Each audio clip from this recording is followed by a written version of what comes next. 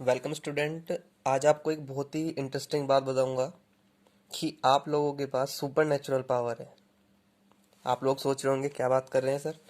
आप मैं यहाँ पे क्वेश्चन दे रहा हूँ, ठीक है। आप लोग उस क्वेश्चन को नोटिस कीजिएगा और उसका आंसर निकालिएगा।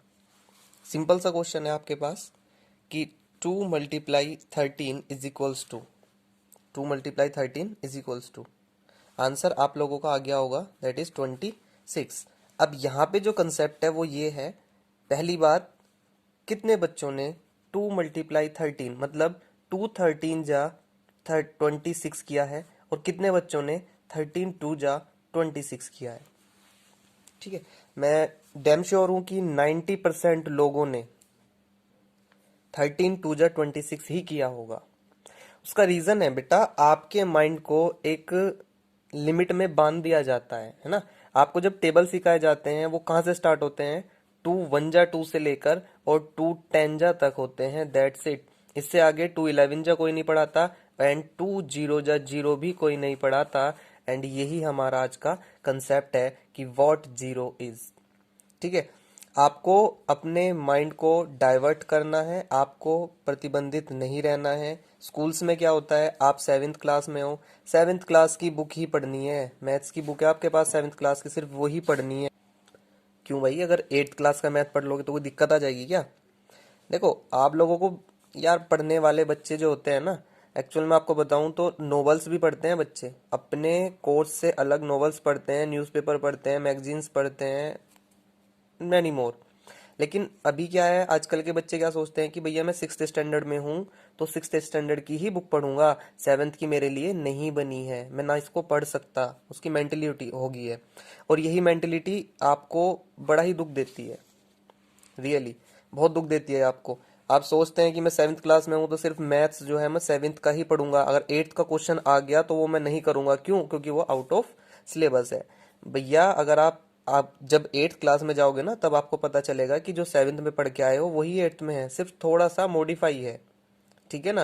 लेकिन आप लोग उसको सीखने की कोशिश बिल्कुल नहीं करते क्योंकि आप 7th स्टैंडर्ड में हैं। ठीक है, वही सेम चीज यहाँ पे लागू होती है। आपको 2 10 जा 20 तक सिखाया गया है, आपसे 2 13 जा पूछ लिया तो सभी ने एकदम से 13 2 जा मल्टीप्लाई कर दिया, क्योंकि आपने 13 2 जा तो पढ़ा है, लेकिन 2 13 जा नहीं पढ़ा। आपने अपने माइंड को जो है वो बिल्कुल नैरो कर दिया है, लिमिटेड कर दिया है। इसलिए आजकल के बच्चे सिर्फ, एक तरीके से होता है ना रट्टू तोता, वो वाला सीन हो रहा है सबके साथ, कि बस यही क्वेश्चन याद कर लो, वही आंसर लिख दो, दैट्स इट। अपना माइंड अलग से इस्तेमाल बिल्कुल नहीं करना। ठीक है जी। तो ये बात होगी आपके लिए कि आप लोगों को जो है अपना माइंड जो है थोड़ा सा वास्ट करना है, थोड़ा हटके सोचना है। एक पूरा एक साल है ना, 12 मंथ्स, 12 महीने आप लोग एक किताब पे बिता देते हो, जिसमें सिर्फ 15 चैप्टर होते हैं, और एक चैप्टर मैक्सिमम 7 दिन में कवर हो जाता है। लेकिन आप लोग उसमें पूरे 365 दिन जो है खत्म कर देते हो, सिर्फ इसी चक्कर में कि मैं 7th में हूँ, मैं 8th का नहीं पढ़ सकता। बेटा, आप 7th क्लास की बुक को कवर करें, साथ ही साथ अलग से रेफरेंस बुक आती है उन्हें कवर करें। 8th क्लास का पढ़ें, आप स्पीड से पढ़ें और बहुत जल्दी मैच्योर हों। अपना प्रैक्टिस स्पीड बढ़ाएं, सिंप्लीफिकेशन बढ़ाएं। ठीक है, आपको फर्दर बोर्ड क्लासेस में ये चीज़ हेल्प करेगी। अब चलते हैं व्हाट जीरो इज। मैं आपसे एक सिंपल सा क्वेश्चन पूछता हूँ। आपने पढ़ा था रेशनल नंबर, हालांकि मैं पहली वीडियो में भी बता चुका हूँ, लेकिन फिर से जब मेन ही टॉपिक मेरा जीरो है तो मैं इसको क्लियर करता हुआ चलूंगा। सबसे पहली बात, 2 × 0 is 0, and 0 × 2 is 0। 2 divided by 0 और 0 डिवाइडेड बाय 2, मेरा ये क्वेश्चन है कि इसके आंसर क्या आएंगे। मीन्स, यदि मैं 2 को डिवाइड करूं 0 से, और यदि मैं 2 से डिवाइड करूं 0 को, तो मेरे आंसर क्या आएंगे। ठीक है जी। 0 से 2 को डिवाइड करते हैं, 0 1 जा 0, 0। दूसरा बच्चा बोल रहा है सर एक काम करो, 0 2 जा 0। तीसरा बच्चा कह रहा है सर एक काम करो, 0 3 जा 0। तो कहने का मतलब ये है कि आप चाहे यहाँ पर कोई भी नंबर पुट करें, लेकिन ऑलवेज रिजल्ट क्या आएगा आपका, 0 ही आएगा, ये कभी नहीं कट सकता। ठीक है, तो एक बच्चे के हिसाब से एक आंसर सही है, दूसरे के हिसाब से 2 आंसर सही है, तीसरे के हिसाब से 3 आंसर सही है, एंड सो ऑन। ठीक है, इनफाइनाइट नंबर हो जाएंगे इस तरीके से। तो अब यहाँ पे आ जाओ, 2 को डिवाइड करना है सॉरी 2 से डिवाइड करना है जीरो को, तो कितने टाइम्स चलाऊं? 2 वन जा तो 2 हो गए, ज्यादा हो गए, 2 जीरो जा जीरो, और ये नंबर कट जाता है। It means when we divide zero by 2 result is zero, and when we divide 2 by zero result is not define. भाई सीधी सी बात है, देख लो ना, आंसर कोई डिफाइन थोड़ी है। यहाँ पे 1 है, यहाँ पे 2 है, यहाँ पे 3 है, और इसी तरीके से ना जाने कितने आंसर हो सकते हैं। 0 15 जा जीरो, तब भी नहीं कट रहा है। इसका मतलब सबके आंसर क्या है? Not define. ठीक है, सिंबॉलिकली हम इसको इस तरह से रिप्रेजेंट कर देते हैं, इन्फिनिटी का साइन। ठीक है, तो अब मैं तो थोड़ा सा ऐसे बनाता हूँ स्टैंडर्ड से, है ना। चलिए, तो 0/2 जीरो और 2/0 इज नॉट डिफाइन। इन चीज़ों का आपको ध्यान रखना है। दूसरा कंसेप्ट है हमारे पास जीरो को लेकर कि, और ये देखो ये कंसेप्ट कहाँ पे अप्लाई हुआ? ये कंसेप्ट अप्लाई हुआ जब आप पढ़ रहे थे कि P/Q is not equal to zero. Rational number याद करो, what is rational number? The number in the form of P/Q where P and Q are integer and Q is not equal to zero. वो zero के equal क्यों नहीं होता था? वो इसीलिए नहीं होता था, अगर कहीं आ गया 7/0 और 0/7 तो ये तो रेशनल है, ये तो रेशनल है, लेकिन ये नंबर रेशनल नहीं है, ये तो नंबर ही नहीं है। भाई मेरे क्या लिखा है? नोट डिफाइन, ऐसा तो नंबर ही नहीं होता, है ना। और आपने एक मैथमेटिकली मैजिक भी देखा होगा, कुछ ऐसे करके था, मुझे एग्जैक्टली तो याद नहीं।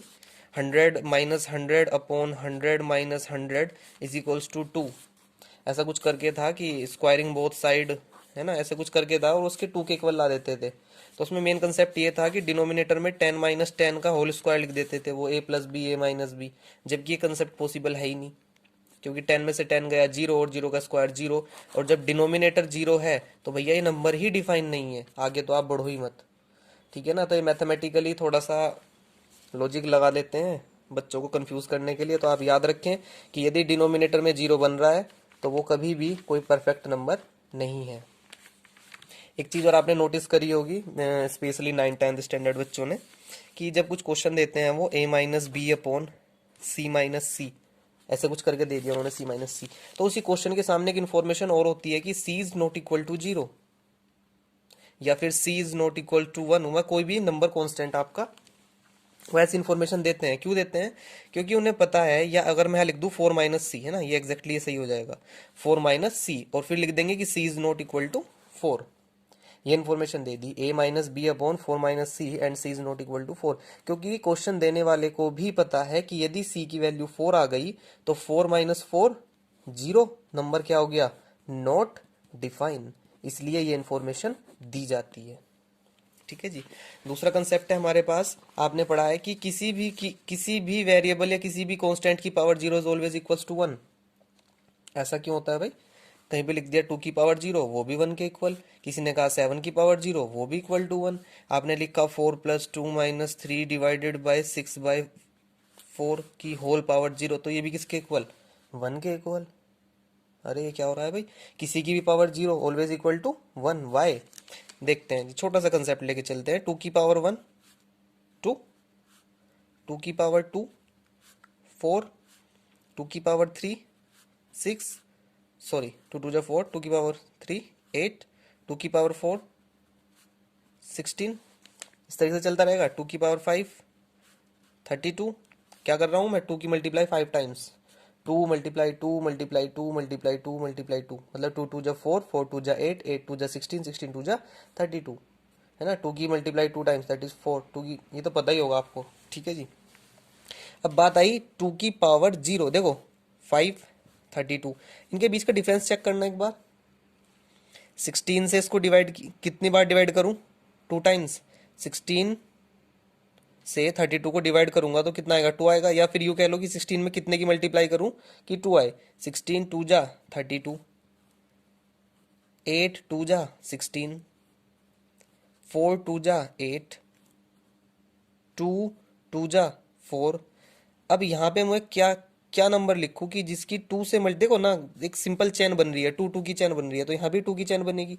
तो यहाँ पे मैं ऐसा क्या नंबर लिखूं कि ट्वाइस करने पर 2 आ जाए? यहाँ पर ऐसा क्या नंबर लिखूं कि दुगुना करने पर 2 आ जाए? ध्यान से चेक करो। 16 2 जा 32, 8 2 जा 16, 4 2 जा 8, 2 2 जा 4, तो यहाँ पे क्या नंबर लिखूं कि दिस मल्टीप्लाई दिस इज 2? तो वो क्या आता है, 1, 1 2 जा 2, इससे अलग कोई नंबर नहीं है आपके पास, 1 2 जा 2, ये कंसेप्ट से यही आएगा।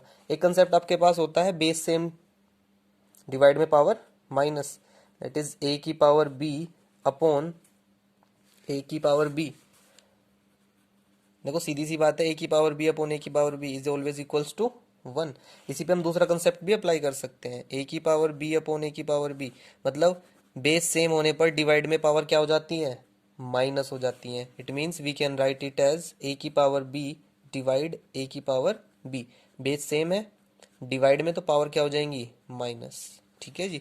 तो ए की पावर क्या बन गई, b minus b, that is 0। और अभी तो पता चला था इसका आंसर किसके इक्वल था, 1 के, तो ए की पावर 0 भी किसके इक्वल आ गई, 1 के। ठीक है, दो तरीके से आपको क्लियर करा दिया कंसेप्ट। तो सीधी सी बात यह है कि आप किसी की भी पावर 0 वो ऑलवेज इक्वल्स टू 1 आती है। ठीक है, आप लोगों के लिए एक छोटा सा क्वेश्चन है, आप लोग इसको सोल्व करेंगे और कमेंट में इसका आंसर जरूर बताएंगे क्या है। ठीक है, इसका आपको आंसर बताना है, कमेंट में आंसर लिखिएगा। और साथ ही साथ वीडियो को लाइक शेयर कर देना अपने स्टूडेंट्स, बच्चों और दोस्तों के साथ। Thank you.